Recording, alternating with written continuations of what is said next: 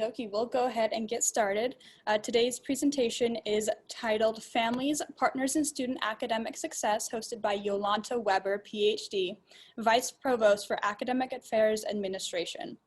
Before we begin the presentation, I wanted to let everybody know that we are recording the session, so if you do have to leave, this will be posted on the online orientation website for your viewing later.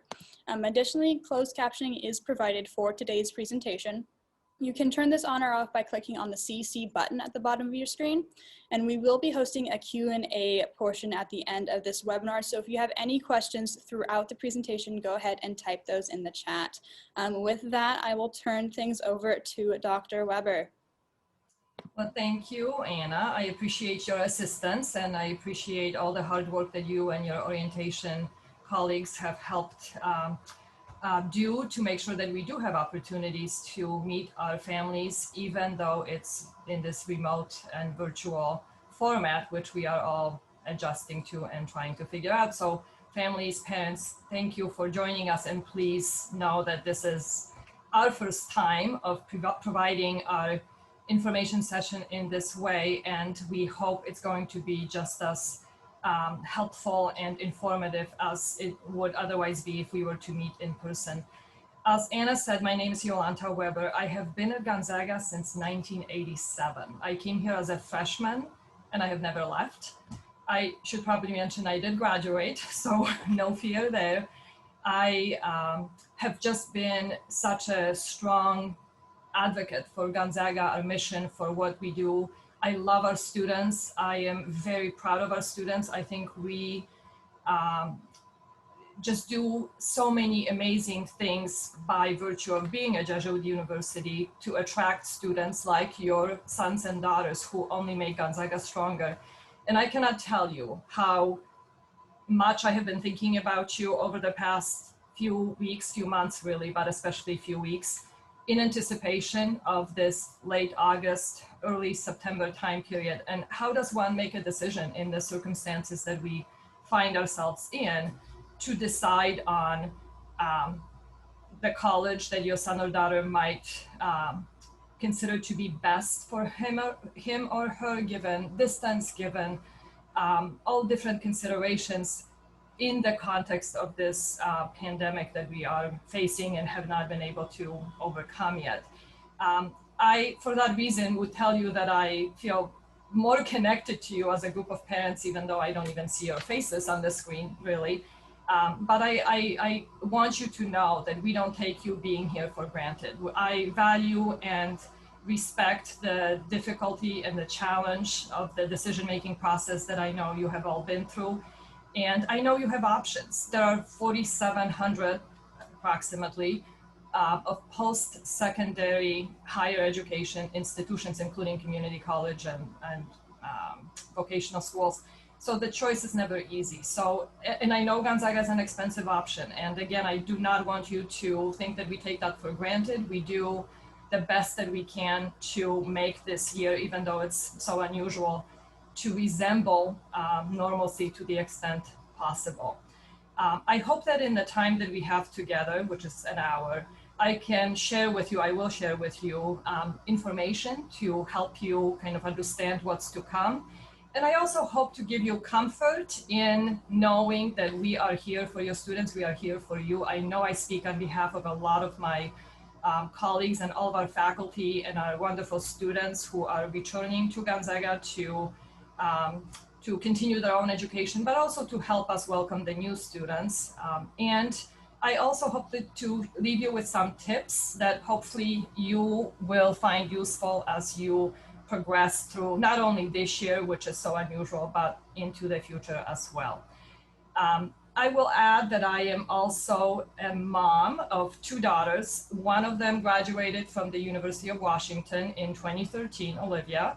And my youngest is Lexi, who just graduated from Gonzaga in this past May. And, you know, just have to, of course, share that Lexi, the Gonzaga graduate, knows that she has some special privileges in our will.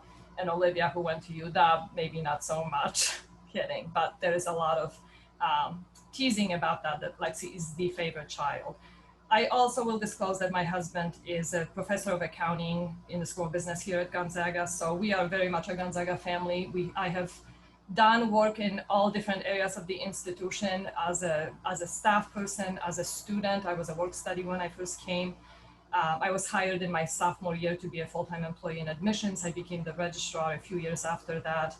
I came to what was then the academic vice president's office in 2004. So for the past 16 years, I have been involved in the academic administration work that oversees all of our deans and supports our advising efforts, our study abroad efforts, our institutional research, academic services of really any kind. So I hope that with my background, I can share with you information in a way that's pretty comprehensive and that I can speak to those things that I think are sort of front and center on your minds right now. In the 30 minutes, in the next 30 minutes, what I will try to do is sort of give you a summary of some things that I think you will benefit from knowing as parents and families of our students. Really specifically in relation to what's happening in the next few weeks in the first semester of your son's or daughter's experience here, and then also overall for Gonzaga. And then the remaining time, hopefully again about 25, 30 minutes, we will open the floor for you to ask questions. And Anna and Serena, another wonderful student of ours who's been hard at work preparing for the orientation activities and for the semester to begin, will help facilitate that Q&A session. So hopefully by 11 o'clock when you leave, you will have a better sense of what we're doing. And I truly do hope that you will also feel some comfort and some peace about the decision and know that we at Gonzaga are here for you. We are committed, we work with our students, we are so thankful to our own administration, our president, our provost, our deans, for all the flexibility that we have on the administrative end of things to see our students as individuals. And if there are specific situations that need individual attention, even if they go sort of beyond policy, we consider them to do the right thing. So it's really all about doing the right thing and doing things right in terms of our processes. But again, where I think Gonzaga stands out is in our attention to our students individually. Let me begin with just a quick summary of the registration situation or process that you can expect. So as you know, your students were given a registration for the fall semester that was prepared for them by our colleagues in academic advising and assistance. Every transcript was reviewed. Your children's test scores were reviewed to make determinations about the best placement in the various courses that we offer this semester. We, of course, understand that as your students begin their academic adventure here, academic journey here, they will have made decisions to either change their major or to lessen their load or to take another course. Essentially, we know that there is a need for our schedules that were created for your students to be revised as necessary. And students will be able to do it without any kind of penalty financially or in terms of their transcript notation in the next week or so, or the week in which they begin classes. So specifically September 9th, which is a Wednesday, will be the last day to add courses. And September 11th, which is a Friday, will be the last day to drop courses. So again, no mention of any of these changes on the transcript. If there is a course fee that comes with the registration, it would be refunded fully without any penalty if it's a drop, and so on. Also keep in mind that there is a difference between a course drop and a course withdrawal. And to withdraw from a course, students will have until mid-November, November 13th specifically. There's a student advisor action guide on the Gonzaga website. We hope our students will figure out, the key resources and due dates and deadlines and dates of importance by paying attention to those, and they are being given information about this from various sources, so you don't need to have those dates memorized to pass on to your students. The withdrawal really essentially means that the student has attended a course for some period of time. A week isn't always enough, usually isn't enough to know if it is the right course for them for whatever reason. So we give them until the middle of November to make a decision to either stay in the course and then finish it, or to withdraw from it. And if they withdraw, they will get a W grade on their transcript, which is not punitive. It does not get calculated into their GPA. And it's really a way for our students to have taken enough time to know if certain thoughts that they had about their major or minor are still to be continued with, or maybe given the actual experience in a particular course that is maybe introductory to a major, that they need to maybe withdraw because that's not where their strengths are. We know that those things can be pretty difficult to decide on. So I cannot emphasize enough the value of our faculty and advisors. And if your student finds him or herself in a situation where there's a question of, do I want to stay within this course? Do I want to stay in this major? We absolutely would first and foremost ask the students to be in contact with their professors and their advisors.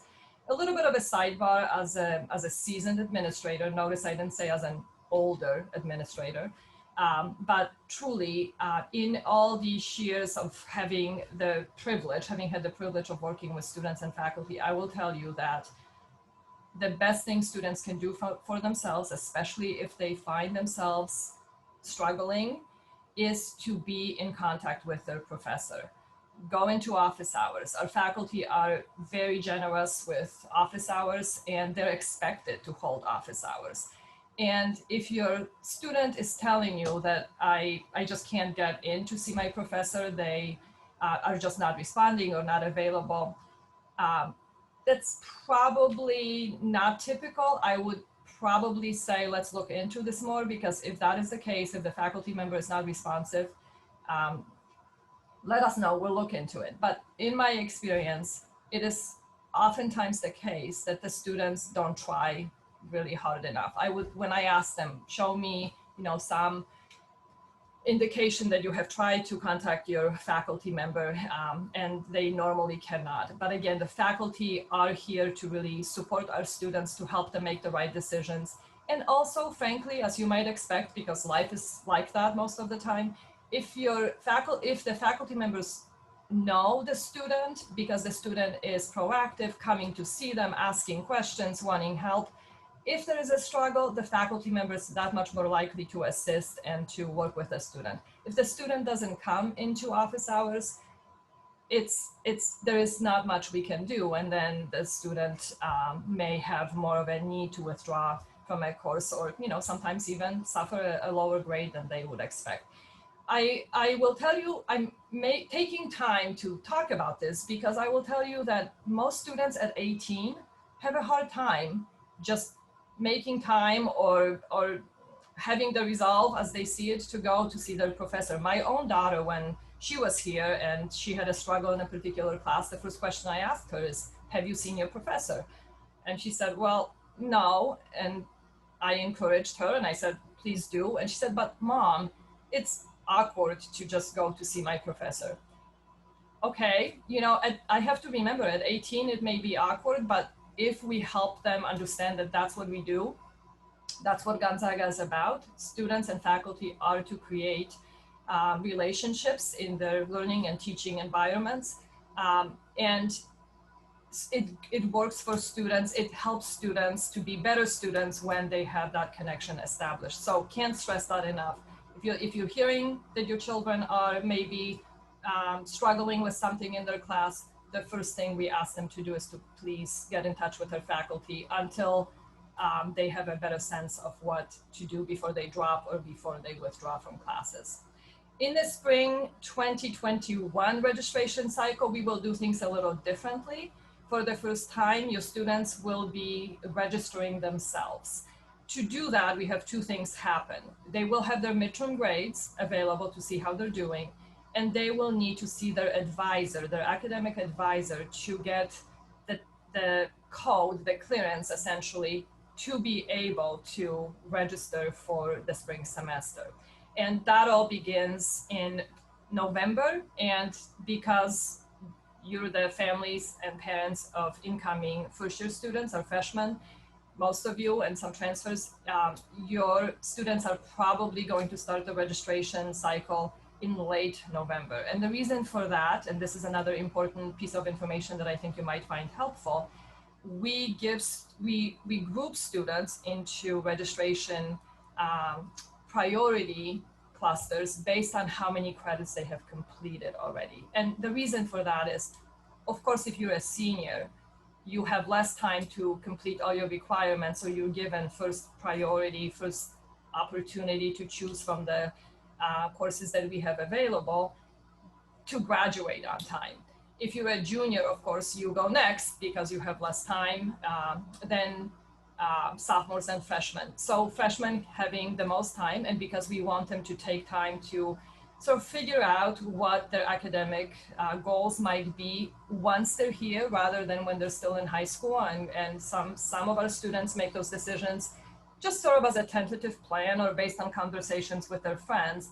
We do actually want to give them some time to be in the college, university setting, taking classes before they make those decisions. If your student has AP or IB or transfer credit, that credit is considered in their registration priority within their class. So let's say most of you are here as parents of students who are coming in as freshmen. Those freshmen who have the most advanced credit through AP, IB, community colleges, Running Start, all those things, will be given their first registration ticket. Then those who have the second most credits, and then those students who don't have any will go last. I know that normally creates a little bit of anxiety for us, thinking that my son or daughter will not get into classes, but let me make you feel a little bit better. Our students graduate in 4 years. I'll jump into a little bit of statistics, and I promise I will not bore you to tears. It's really to give you comfort and to really also sort of emphasize that when we talk about being student-centered and about looking at each of our students as an individual with his or her own set of circumstances, needs, priorities, we can actually provide evidence for that as measured by retention and graduation rates. The national average for graduation rates, actually let me begin with retention rates, is about 78%. As you can guess, that fluctuates, but the National Center for Education Statistics, which all institutions are required to submit enrollment data to. So this is not our saying we have a particular rate. They actually take all of our student progress information and use the same methodology to calculate this information. The national average for freshman to sophomore retention rate is 78%. At Gonzaga, we are almost always within the 93, 94, 95% range. This year will be interesting. My guess is we'll drop to about 92, which is still amazing because, as you know, we are in the midst of a pandemic and some students are choosing to do other things. But we have an impressive freshman to sophomore retention rate. And I would say a great deal of that is because we do look at each of our students as a person within their own academic and personal context, and we help them with their academic journey and their student development, student affairs journey as a big piece of what Gonzaga is, to ensure that they are successful to graduate on time. So now, speaking of graduation rates, again, the national average that the Department of Education reports is typically between 56 to 58%. And that's a 6-year rate. Again, that's just the standard that we have to follow. Gonzaga's number for that, so national average 56%, Gonzaga's number is 88%, 87, 88%, depending on the year again. And most of these students graduate in 4 years and in 5 years. And again, just a little bit of a clarification, those students who are in programs where they are also wanting to get a teaching certificate, or maybe students who want to study abroad in various settings and sometimes more than once. Some students who want multiple credentials do take 5 years. That's pretty standard. Again, those who are seeking teaching certificates and those who are studying abroad a lot, and we give students those options if they choose them. We only have a few, of course, because there are lots of implications to that experience.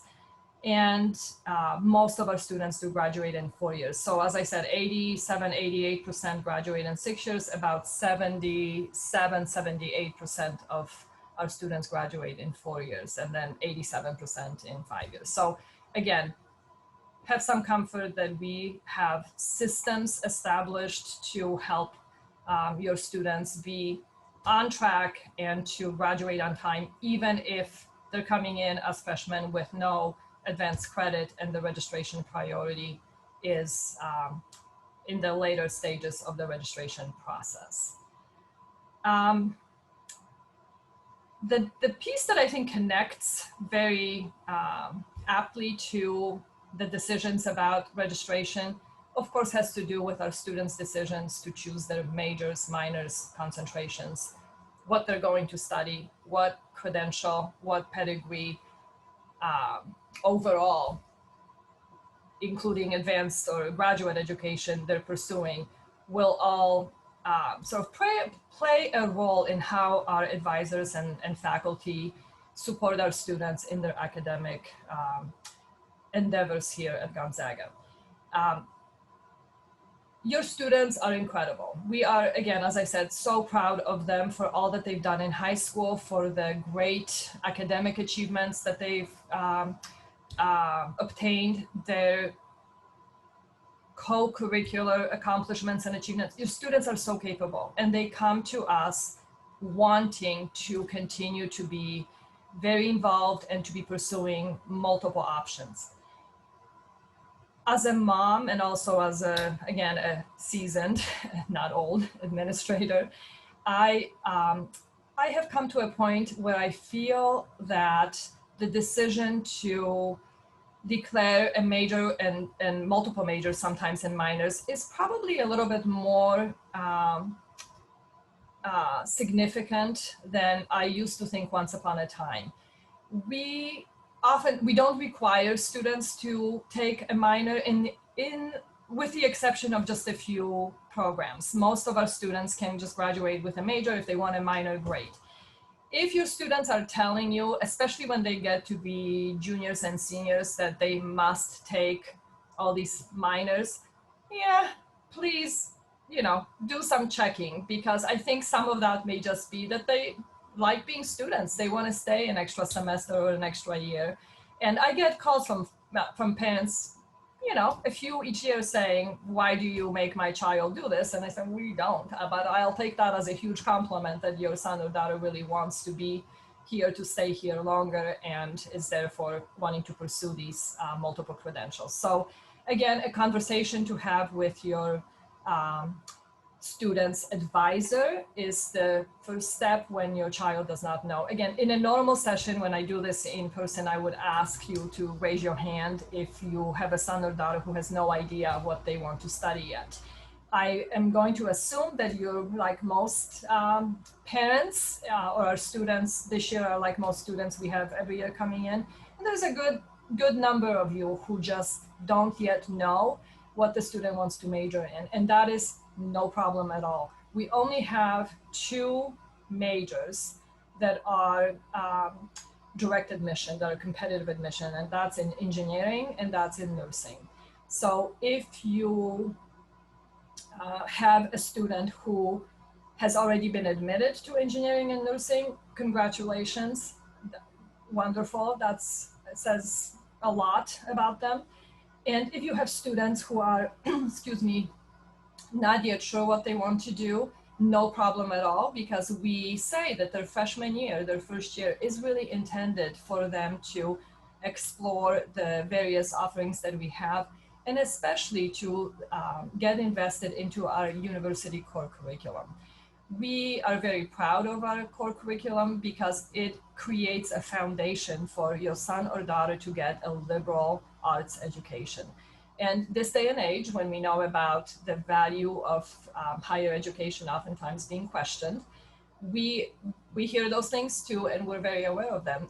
And we of course understand that there is the reality that at some point when your son or daughter graduates, you probably want them to make a living, to be self-reliant. I know I did, and I'm thrilled to say that that's been the outcome for my own children.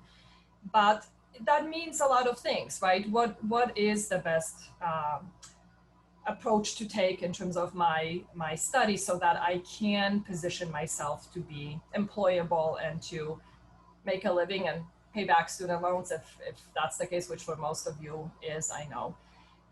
And for that reason, we say that the core curriculum is at the foundation of everything we do. Every one of our students must take courses that we believe make them prepared for life in ways that connect to their ability to think and write and communicate and think quantitatively and ask questions and know how to read studies or articles, how to listen to arguments and how to make arguments themselves.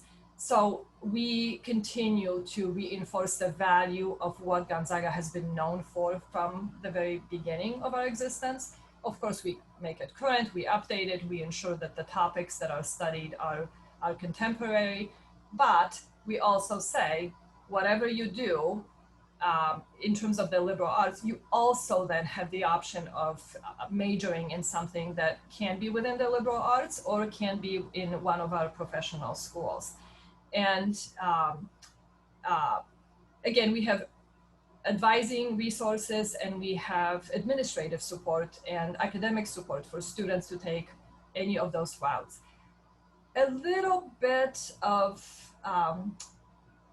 reference to those of your children who are coming to Gonzaga hoping or with a declared major in one of our STEM disciplines. So as is normally the case, between 50 and 55% of our incoming freshmen have told us and have been admitted to, in the case of engineering and nursing, to be in one of the science, technology, engineering, math programs. Pre-med is a big one. A lot of our students do have aspirations to be doctors. And usually by the end of their freshman year, about half of those students decide that they no longer want to be in their initial STEM-related field of study.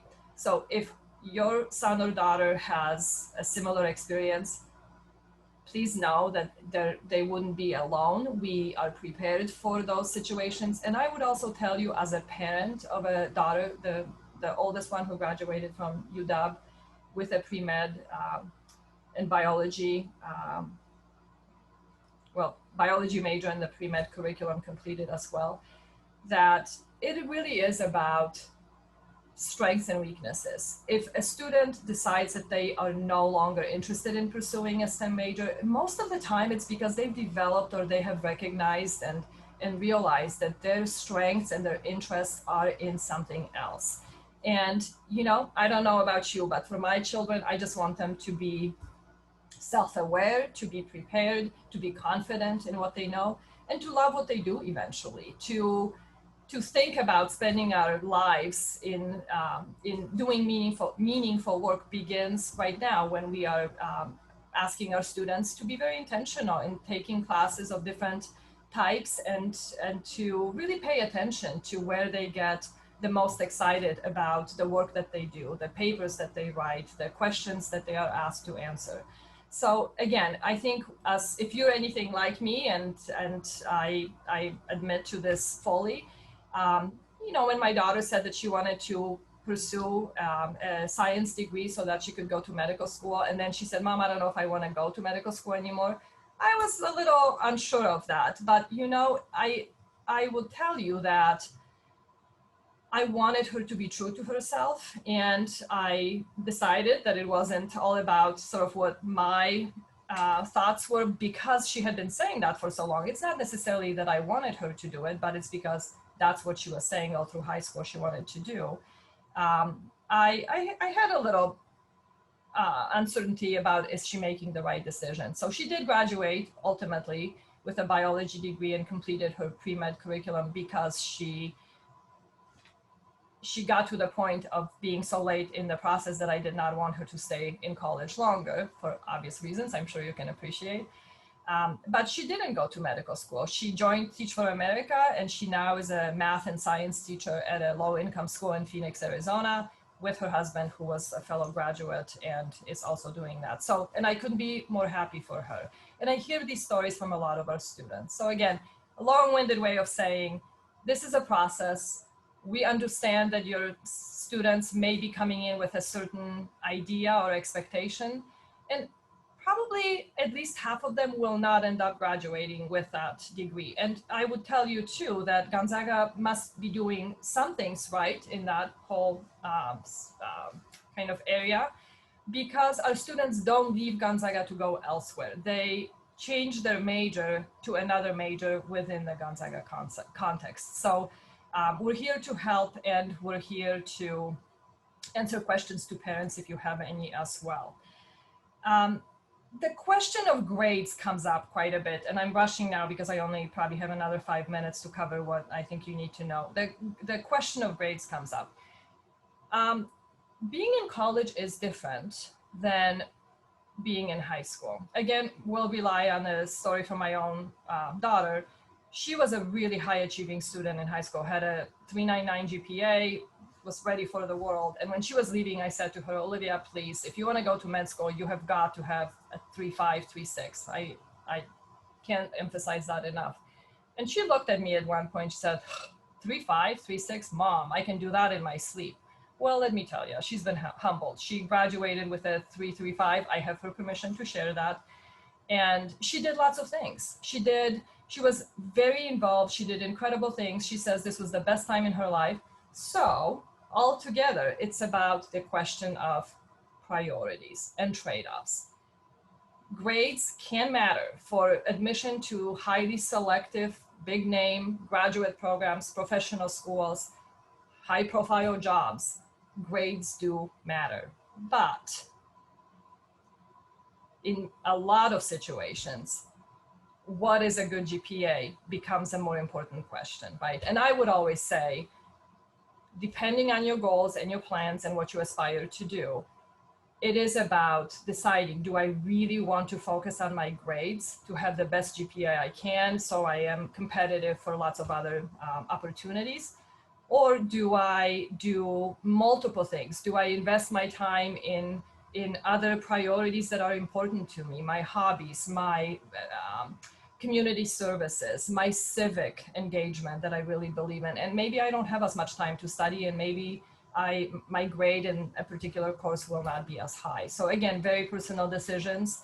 And I will tell you that our freshman GPA, average GPA, goes down to about 3.2.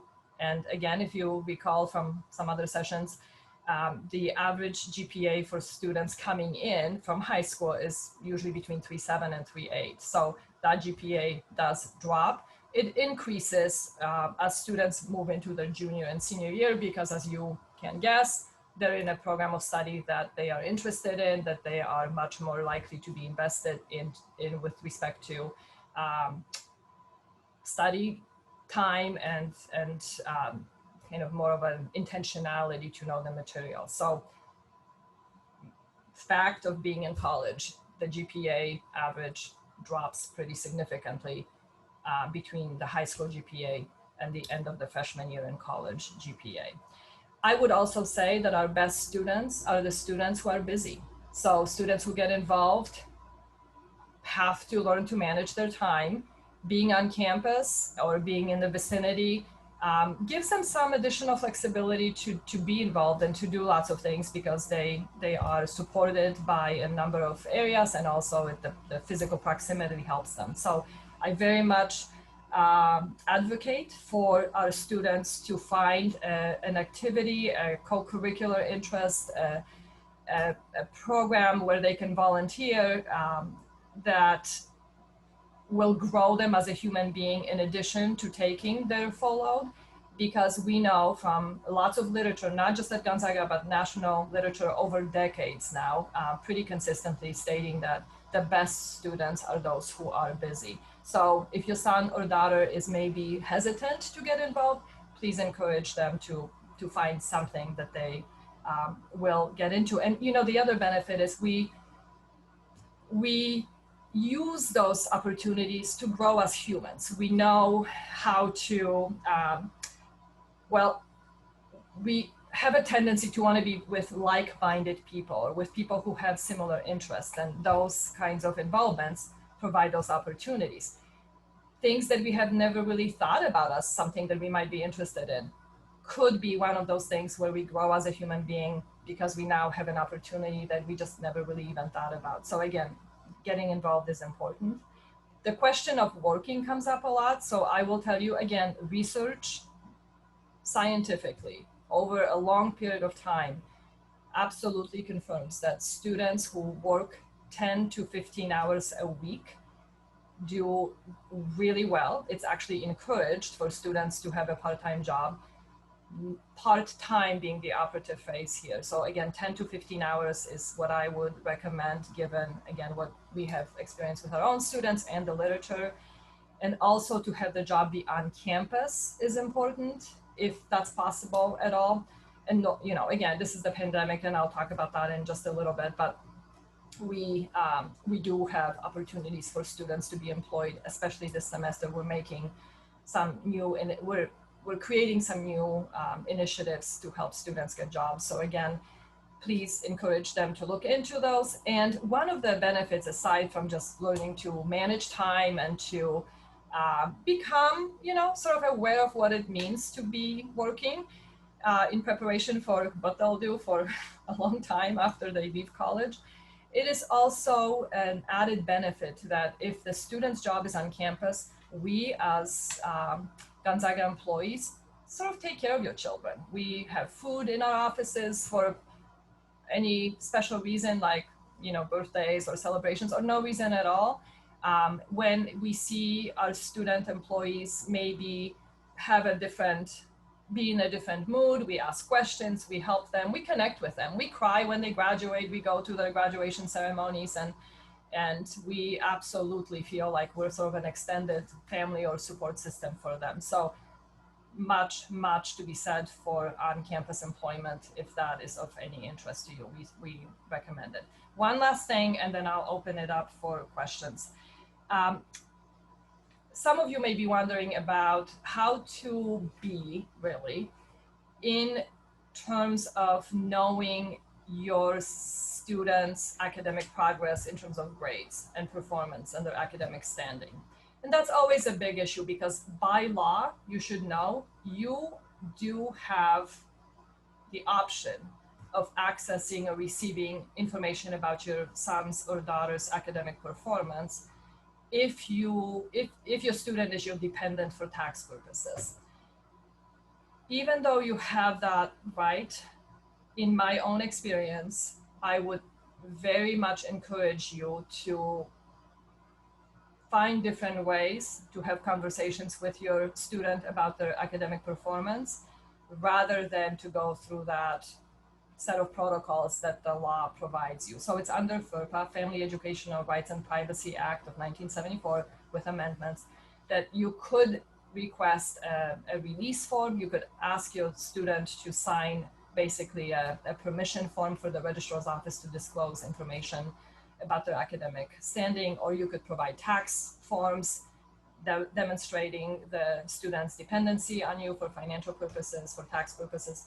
We would then, at Gonzaga, notify the student that we are releasing that information to the parent as applicable. What I would say, though, is that two things are more important in my opinion. Number one, paying attention to your students' sort of demeanor, mood, being willing to disclose or not that may be different from what you know about them as high school students. And based on your own instincts, you know your kids better than anyone. Based on your own instincts, ask them to show you how they're doing. So they will be getting midterm grades. That's probably the first time that they will be getting some sort of an assessment of how they are doing in their classes. And that's all on their computer. They all have the Zagweb portal and they can log into it and see their grades. And my recommendation to you is if you want to see your students' grades, have them show you on the screen, have them log into it. If they tell you that the grades are not posted for long after you think they should be posted, or that they don't have a login or their computer system is not working, yeah, look into it. We normally, are pretty efficient with getting our grades processed and posted, and usually it's those few students who struggle and don't want their parents to see that information that when we get calls from parents saying, when will you get your grades in? So we at Gonzaga don't love getting into these conversations because these are your children. We know how much you trust them, you love them, and most of the time they're great and they are telling you the truth. But I would tell you, sometimes it's good to be a little cautious, especially when you see a change in them, or when you sense that they are avoiding conversations about that. And then the sooner you sort of have a sense of that, and the sooner we can address the struggles if they have them, like a change of major maybe, the better. Because once we get bad grades, those grades are with us forever, and we need to recover from them and to sort of get out of a hole. And if we can prevent that from happening, that is the approach that we should take. So I hope I've given you some sense of how that works. And now that we only have about 18 minutes left, I will stop, and I hope that I covered some of your questions, and I will ask Anna and Serena to make me aware of the questions that you might have. Thank you, Dr. Webber, for that insightful and authentic presentation. She said, if you guys have any questions, go ahead and put them in the chat below, and we will field those to Dr. Webber. Again, we are recording this presentation, so if you did have to leave and come back, that recording will be posted to the Parent Family Orientation website. But we do have about 18 minutes left for questions if you guys want to post any in the chat.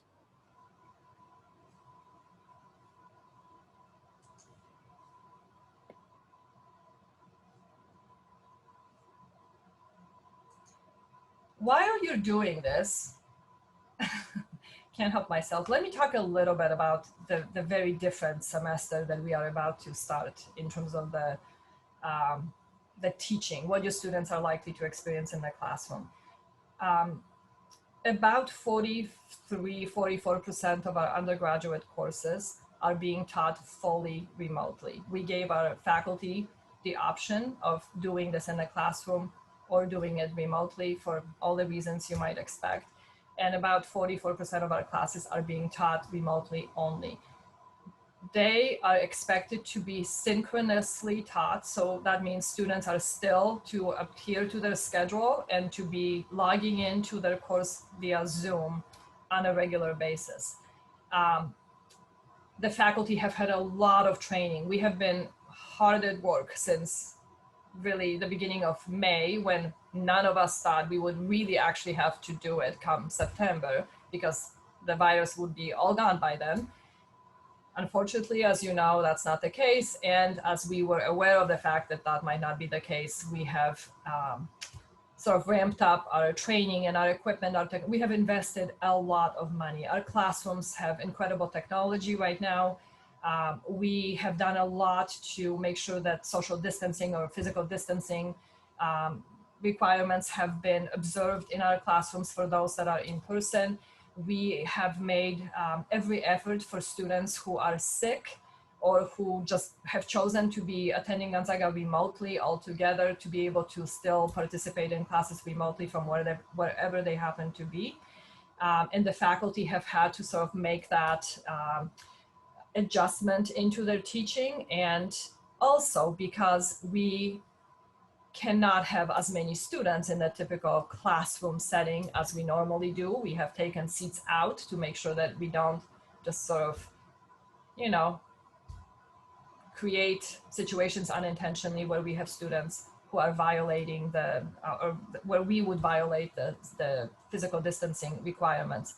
So if your son or daughter is in a class that isn't fully in person, because most of them cannot be, since we don't have classrooms big enough to have 6 feet between everybody all the time, most faculty are in conversation with their students in their classes to determine kind of a rotation that some students will be coming into the classroom in person, and while others are zooming in, and then other students, those students who are zooming in on a particular class, they will then be coming into the classroom physically, while those who are in physically will now be zooming. I think you know what I'm trying to say.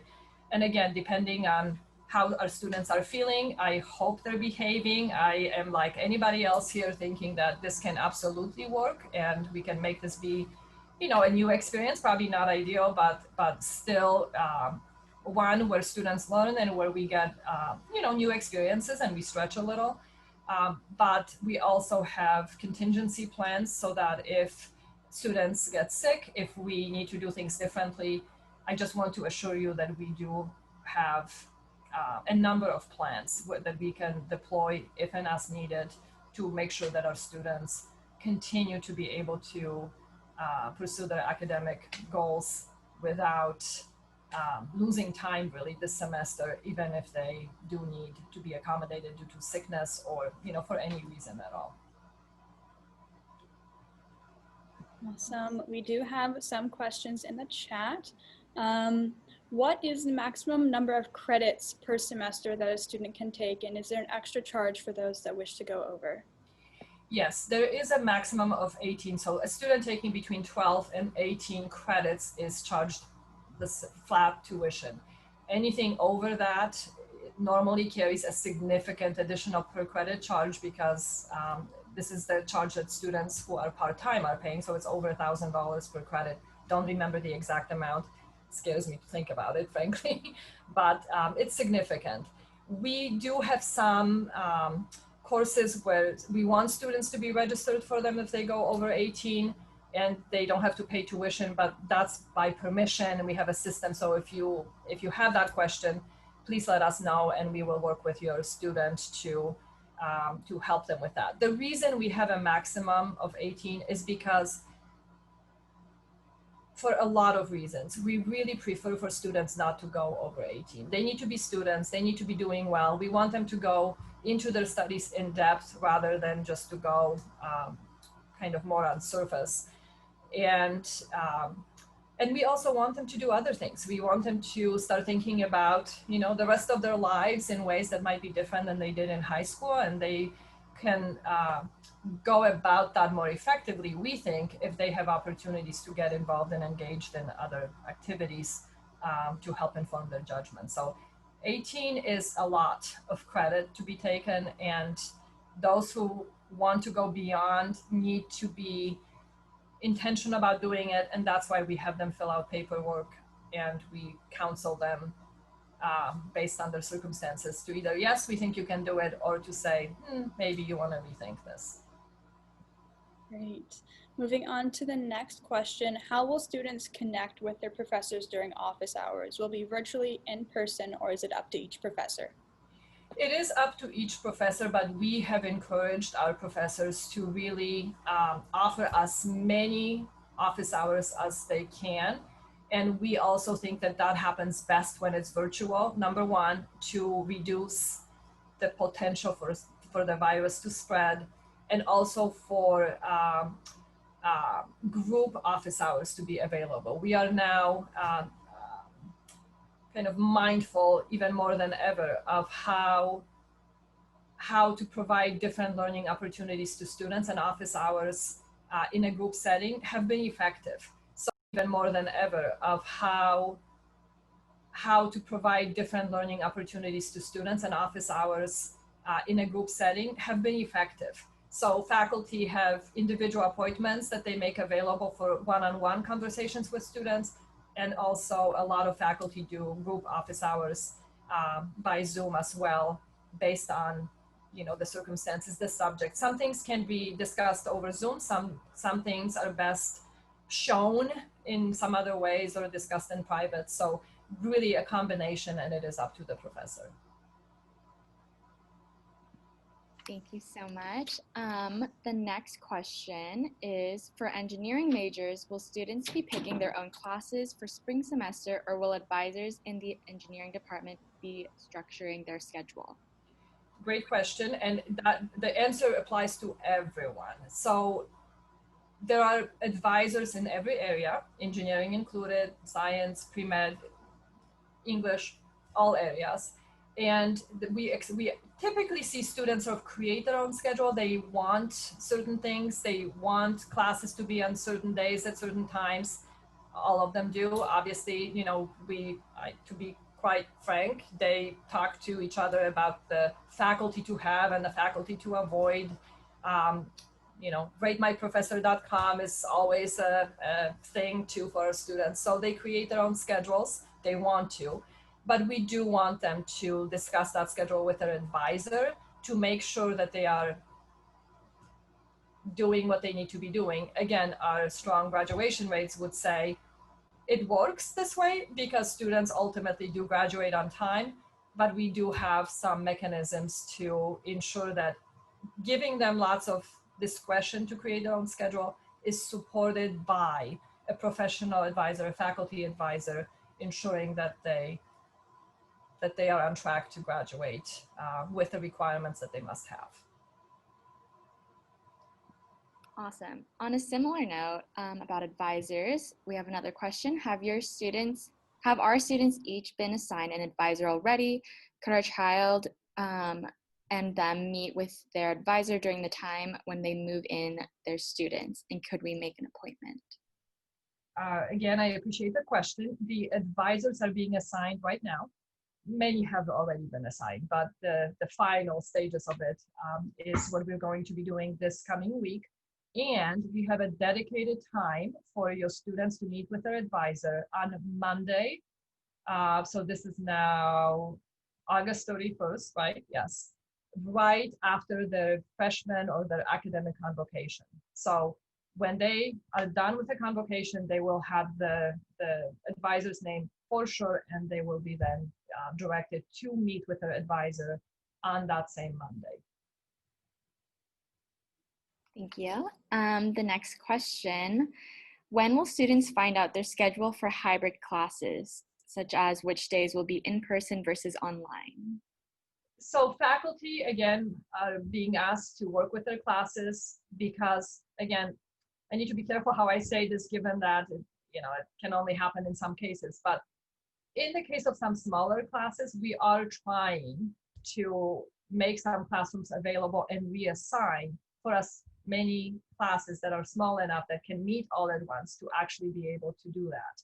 So until we have that figured out, which again, as I think you can appreciate, we can only do these things during the right time or this late in the cycle, because we have had students and faculty change initial plans to come, not come, be remote, not be remote.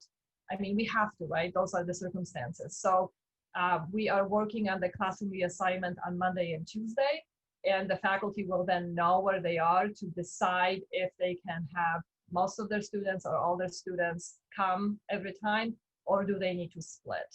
So really it is between the student and the faculty member to make those final plans, decisions, and those should be happening late this coming week or right as the semester begins. Awesome. All right, the next question. Are there places on campus to take a class that is delivered remotely? Their daughter has a 9 a.m. in person and the next class is online with a 10-minute passing period. What would you recommend for this situation? Great question, and we have spent a lot of time this past week addressing that very issue. For now, I can tell you immediately that our Foley Library is the place that students should go when they need to be in a room like this. We absolutely appreciate, acknowledge, recognize the need for these spaces. As soon as we have reassigned the classrooms, and because we now have a number of remote classes, we have freed up some classrooms, right? So we're trying to, again, use those in this kind of big puzzle sort of way to find ultimately rooms that will be designated as what I call what has become known as Zoom rooms. So yes, we're aware, we're planning on it. For now, I can tell you the library will already be, ready with some spaces immediately. More Zoom rooms will become designated by the end of this week, and we'll communicate with students how to go about accessing those. Great. We have a clarifying question. Could you re-explain the difference between dropping a class and withdrawing? Yes.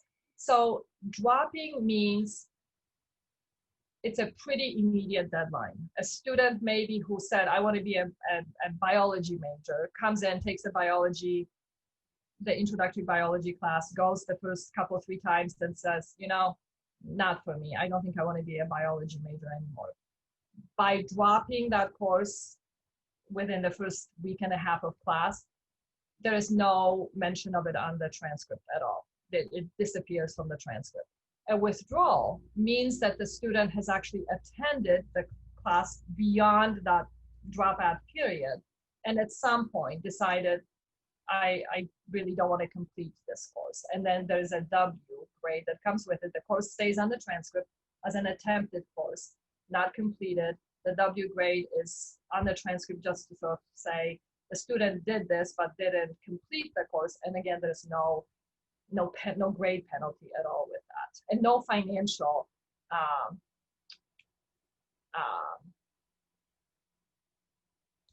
remedy. So if there was a lab fee, for example, that came with this biology course, the lab fee is not refunded because the lab fees are for materials used to run the course, and the student has actually used them. So we spend that money on supplies. So we do not refund tuition or lab fee expenses when a student chooses to withdraw. But we do refund it when the student chooses to drop because it's just such a short time. Great. The next question, is there a disadvantage to students using online textbooks versus physical books, and does it depend on the class? Great question. Great. It's really the question of, do you read on a Kindle or do you read a physical book, in your own life, or whatever you do for a living, kind of similar, do you do your work online or do you print things out? It's student specific, and some ebooks have, additional tools that some students like. I would tell you, I'm hearing strengths and weaknesses for both, and students saying I want a physical book and other students saying I want an ebook. Students' preference, and faculty choose what they think is best for the content and the structure of the course between the ebooks and the physical books. Sorry, I know it's vague, but it's a preference. Awesome. So we have about 2 more minutes until the end of this session. So feel free to put in some of your last minute questions for Dr. Webber to answer.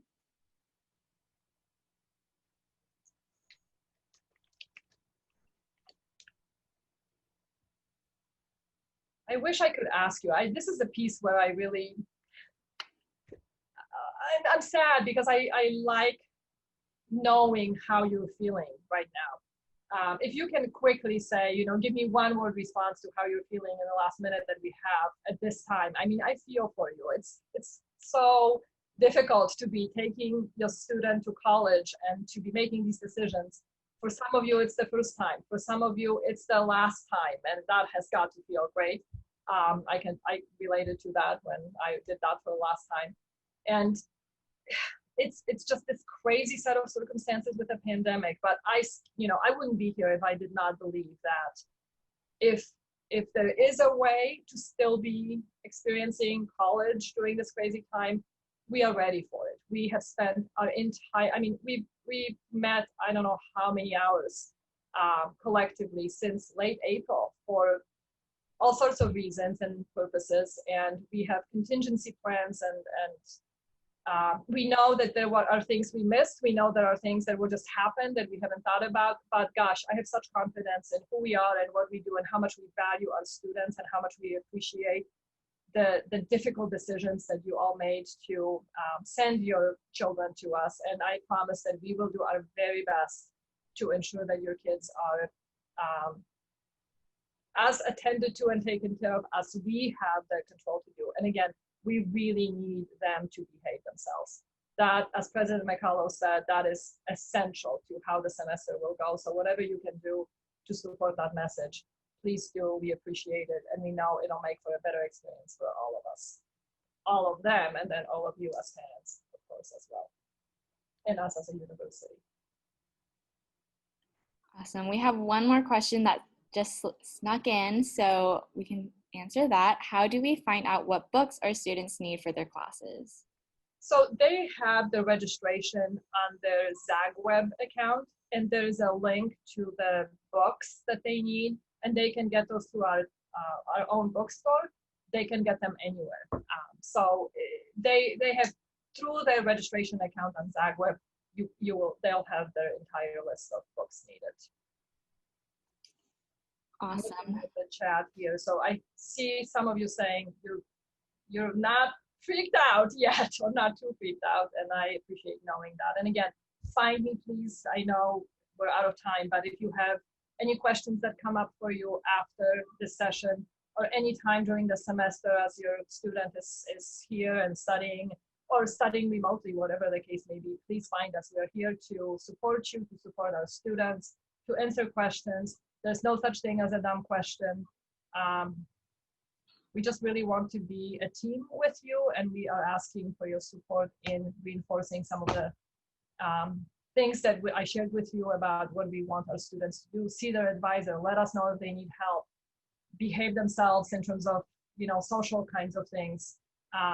Be open to the possibilities. They will not, I should say, too.